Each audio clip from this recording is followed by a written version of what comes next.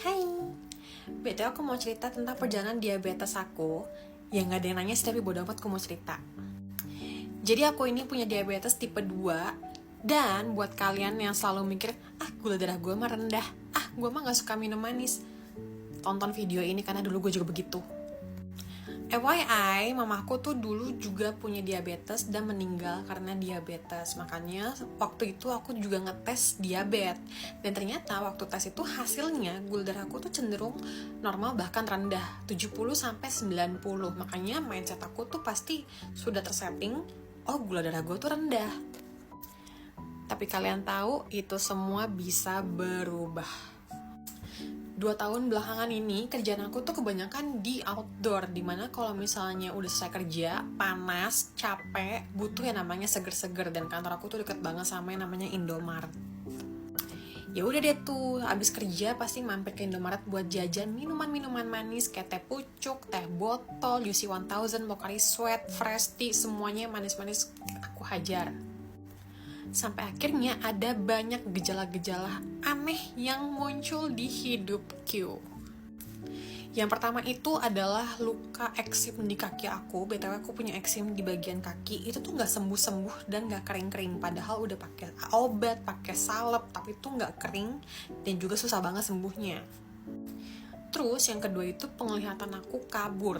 Padahal aku tuh punya silinder dan buram itu ketika ketembak cahaya aja. Tapi ini tuh siang-siang, hari-hari biasa, tiba-tiba tuh penglihatan aku tuh kabur.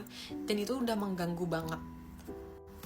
Dan yang ketiga adalah bagian belakang kepala aku tuh sakit banget. Itu tuh kayak migrain gitu. Jadi kalau misalnya kalian migrain cuma minum Panadol, coba deh cek darah, diabetes, kolesterol, asam urat, pokoknya cek.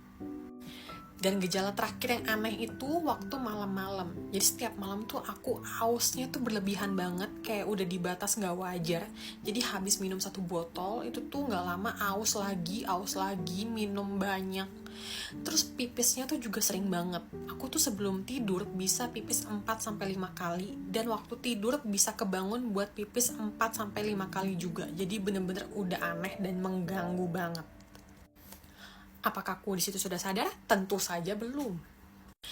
Sampai akhirnya aku tuh ke Medan buat jalan-jalan sama pasangan aku dan aku makan duren. Dan setelah makan duren, kepalaku tuh sakit banget. Sakitnya tuh udah aneh banget deh. Dan akhirnya di rumah pasangan aku itu ada alat tes darah punya mamanya, tapi cuma ada tes yang gula darah. Ya udah deh tuh aku iseng untuk ngetes dan ternyata hasilnya wow. Aku lupa exactly itu angkanya berapa, tapi udah di atas 200 dan ternyata itulah penyebab kepalaku sakit, ya gula darahnya udah tinggi. Nah di situ tuh aku masih denial juga karena masih shock. Jadi aku cuma minum obat pusing aja sampai akhirnya besoknya itu aku pulang ke Jakarta.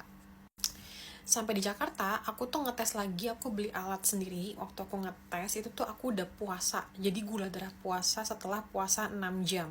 Dan setelah ngecek, itu tuh gula darahku 254. Bayangin itu puasa, gula darah aku di atas 200. Akhirnya di situ aku lanjut ke rumah sakit untuk konsultasi sama dokter spesialis. Abis itu baru deh disuruh tes yang namanya HbA1c. Itu tuh gula darah selama 3 bulan ke belakang. Karena kalau misalnya kalian cuma ngecek gula darah biasa aja, itu takutnya ya efek karena habis makan aja gitu. Makanya kalian wajib banget ngetes HbA1c juga. Dan ternyata HbA1c aku itu sudah masuk ke diabetes dengan skor 8.5. Akhirnya di situ aku sudah harus menerima kalau misalnya aku itu penderita diabetes dan akhirnya melakukan pengobatan itu tuh panjang banget ya guys. Jadi konsultasinya tuh bisa sebulan sekali, bahkan aku udah pernah masuk di fase 2 minggu sekali konsultasi. Waktu itu juga aku tuh sudah masuk ke obesitas, dimana berat badan aku tuh sudah mencapai hampir 70 kg dan puji Tuhan sekarang sudah 57 kg. Dan ternyata kata dokterku tuh itu ngaruh banget berat badan itu sama gula darah kalian. Jadi kalau misalnya gula darah kalian pengen turun, ya kalian juga harus menurunkan berat badan kalian. Nah setelah semua proses yang panjang, sedih, senang, nangis, ketawa-tawa, akhirnya sekarang aku tuh sudah kembali ke gula darah yang normal. Udah stop obat juga, dimana dulu tuh aku sempat double dosis. Dan sekarang aku puji Tuhan sudah stop obat, yang pastinya juga banyak banget pengorbanannya ya guys. Harus rubah lifestyle dan juga banyak deh pokoknya yang dikorbanin. Pokoknya buat teman-teman yang lagi berjuang melawan diabetes, semangat! Aku aja bisa, kamu juga pasti bisa.